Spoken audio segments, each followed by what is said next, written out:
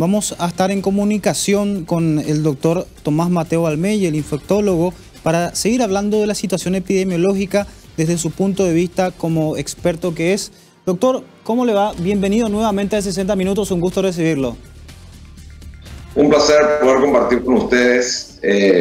Acá estoy disponible a poder responder sus preguntas. Muchas gracias, doctor, por su tiempo, su amabilidad de siempre para en 60 Minutos. Y como ya estábamos con el repaso de la conferencia del Ministerio de Salud, uno se pregunta, ¿verdad?, con respecto primeramente a las Sputnik V, por ejemplo, todavía hay esa incertidumbre de cuándo va a llegar la segunda dosis, se extendió el periodo para vacunarse entre una y otra dosis. ¿Esto, cómo usted lo vio? ¿Esto fue lo recomendable o solo fue por una cuestión de que no estaban llegando vacunas, que es la sensación que da en general, doctor? Y obviamente es porque la oferta de vacuna es muy inferior a la demanda.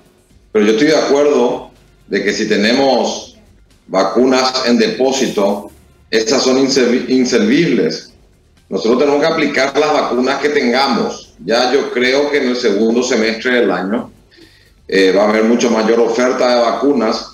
Ya los países del primer mundo, principalmente Estados Unidos, Reino Unido y parte de Europa, va a estar altamente inmunizada. Ellos fueron los que acapararon el 98% la primera producción en este primer semestre, y creo que van a llegar los lotes correspondientes a Paraguay y a la región.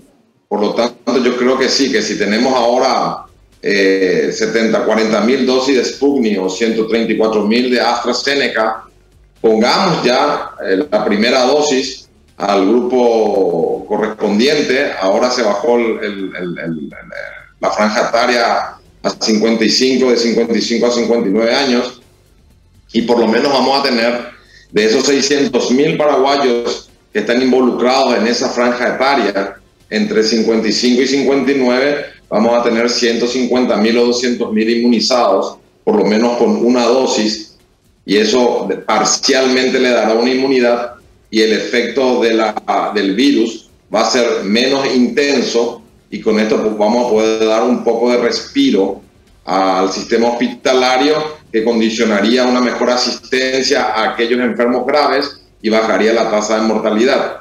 Creo que es una buena estrategia epidemiológica, sin olvidar que siempre tenemos que seguir manteniendo las medidas sanitarias para ralentecer la transmisión del virus. Para entender un poco, doctor, la recomendación de entre la primera dosis y la segunda, por lo menos la de Sputnik, que hoy en día tenemos la primera dosis, se recomiendan 3 meses, pero si por algún motivo ya tenemos disponibles unas segundas dosis de Sputnik V, y suponiendo, por poner un ejemplo, yo me puse la primera dosis y todavía pasaron 2 meses, yo por querer aprovechar que están ahora disponibles la segunda dosis, ¿puedo ir en esos 2 meses o necesariamente tengo que esperar los 3? No, uno puede aplicar la segunda dosis a partir de la 4ª semana hasta la 12ª semana, inclusive más tiempo, más largo el tiempo. En la Sputnik específicamente, es la que me hablas, la primera dosis tiene un componente diferente a la segunda dosis. No te puedes poner 2 veces la primera dosis. Son vacunas diferentes en su composición antigénica. Entonces, obviamente, el que se puso la primera dosis tiene que esperar el lote de la segunda dosis que llega al Paraguay para ser aplicado. Pero el periodo de espera se ha prolongado hasta 3 semanas y más. Lo mismo pasa con la AstraZeneca de la Universidad de Oxford, que fue la que nosotros compramos por el mecanismo COVAX. Bien, ahora, doctor, ¿qué pasa si, por ejemplo, hay muchas personas, y esto se está haciendo, el hecho de colocarse una primera dosis y no ir para la segunda? ¿Esto puede traer algún efecto adverso o una inmunidad incompleta seguramente, doctor, para poder detallarnos un poco más sobre eso? Lo segundo, efectos adversos no, pero no te va a dar una eficacia ideal, que fue la demostrada en los ensayos clínicos. Vos con la primera dosis llegás a una cobertura del 40-50% de inmunidad, que es insuficiente para cortar el brote pandémico. Obligatoriamente el que se puso la primera dosis, en algún momento, ya dependiendo de cuál vacuna se haya aplicado, se va a tener que poner la segunda dosis para tener una inmunidad de mucha mayor intensidad y más prolongada en el tiempo. Doctor, también quiero consultarle sobre las vacunas Pfizer. Estas serían unas vacunas nuevas, por así decirlo, para nuestro país, ya que se liberó esta cuestión de emergencia para su uso de emergencia. Y para cuando lleguen serán nuevas. Entonces, si puede darnos algunos detalles más sobre esta vacuna estadounidense, tengo entendido, ¿no? Sí, la vacuna Pfizer es una vacuna que utiliza un desarrollo se llama ARN mensajero, que es un genoma sintético del virus, pero que la gente tiene que tener la plena seguridad que no ingresa en el interior de la célula humana. Por lo tanto, no es que queda un chip que te van a poder monitorizar en 2 años o que te vas a morir o te vas a quedar infértil. Esas son todas noticias falsas. Es una vacuna altamente segura y muy eficaz. Y probablemente en el segundo semestre del año llegue un gran cargamento de la vacuna Pfizer, que ha demostrado ser la más eficaces entre todas, y se han aplicado millones y millones de dosis en Israel, en el Reino Unido, en Europa y en los Estados Unidos. Es una vacuna segura en primer lugar y altamente eficaz.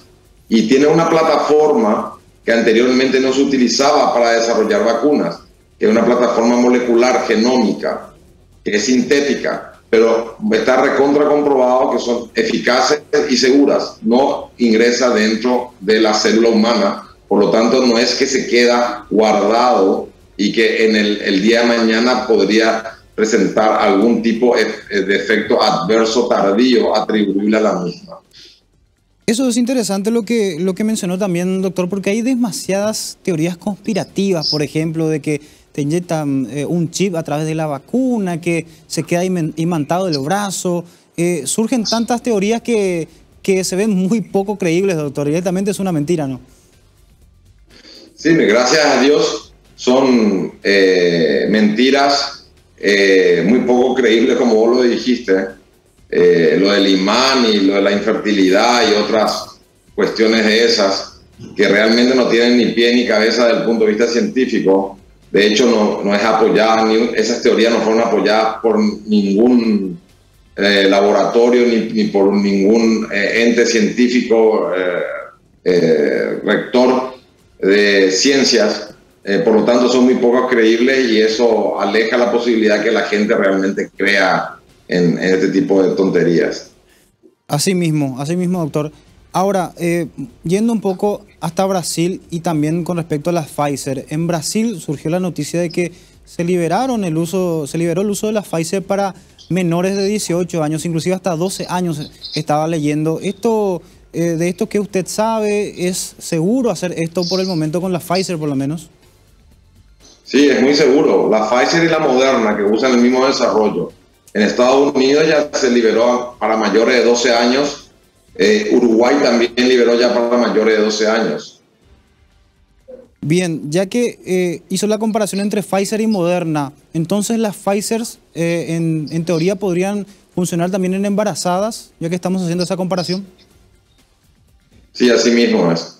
Son las dos que están recomendadas para embarazadas después de la mitad del embarazo, mayores de 20 semanas de embarazo, y son seguras y eficaces, tanto la Pfizer como la Moderna. Y son las únicas vacunas que pueden ser sincronizadas con la AstraZeneca. ¿Qué significa? Si vos te pusiste una dosis de AstraZeneca, te podés poner la segunda dosis con Pfizer o Moderna y conseguir una eficacia superior inclusive a la que demostraron la aplicación de una misma vacuna del mismo laboratorio. Ah, mira, entiendo. Entonces, para mí por lo menos es un dato nuevo, doctor, lo que está compartiendo. Interesante también, siguiendo con el tema de las embarazadas, hubo grupos que sugirieron bajar un poco más el tiempo de las semanas que lleva de embarazo, menos de 5 meses. ¿Esto sería seguro hacerlo? ¿Hay algún sustento como para poder bajar ese rango también para las otras embarazadas que todavía no cumplen los requisitos de tiempo? Yo creo que no es recomendable porque el primer trimestre del embarazo, el embarazo tiene 9 meses, el primer trimestre son los primeros 3 meses, es el periodo de organogénesis o embriogénesis, donde se forman los diferentes órganos y sistemas en el feto. Cualquier intervención que haya, ya sea por virus en su forma natural, la embarazada que contrae un resfrío o un cuadro infeccioso, o que consume algún tipo de medicamentos, o es expuesta a radiaciones o a algún tipo de tóxico, el feto puede sufrir alteraciones en su formación y eso predispone a malformaciones. Por lo tanto, yo seguiría con las indicaciones de la Organización Mundial de la Salud de aplicar estas vacunas después de este periodo de organogénesis, que es el primer trimestre y sería después de las 20 semanas de gestación, donde ya el embarazo y el feto ya están totalmente constituidos, organizados, y ya no hay posibilidad de efecto adverso ni a la embarazada, ni a la madre, ni al hijo. Quiero hacerle una última pregunta, doctor, y usted agrega algo si usted también así lo desea. Primeramente, para constatar la eficacia de las vacunas en el sector médico, que es el primer sector que ya prácticamente se ha llegado al porcentaje más alto de vacunación, ¿cómo está esa cuestión de internados en estados graves? Si es que, ya que se pusieron la vacuna justamente el personal de blanco, enfermería, en terapia intensiva, ¿cómo está eso, doctor? Ha bajado muchísimo el índice de infección y de casos graves y de mortalidad entre los trabajadores sanitarios. Eso es una muestra de que las vacunas son eficaces y no se han reportado efectos adversos severos, que es una muestra que indica de la seguridad de las mismas. Los pocos médicos que han fallecido en las últimas semanas fueron médicos que no habían sido inmunizados o que coincidentemente recibieron la primera dosis ya en un periodo donde ya tenían el virus y la vacuna no pudo contrarrestar los efectos invasivos del virus en su forma natural. Bueno, creo que queda bastante claro la importancia de la vacunación. Por eso también le agradecemos esa explicación tan didáctica, digo bien, doctor. También por su tiempo, muchísimas gracias. Ya es habitual del programa y esperamos que siga siendo así. Muchas gracias y ustedes saben que cuentan conmigo porque a través de ustedes creo que la idea es llevarle conciencia, conocimiento y prevención a la población. Totalmente. Muchas gracias, doctor. Mucha fuerza. Gracias, muchas gracias.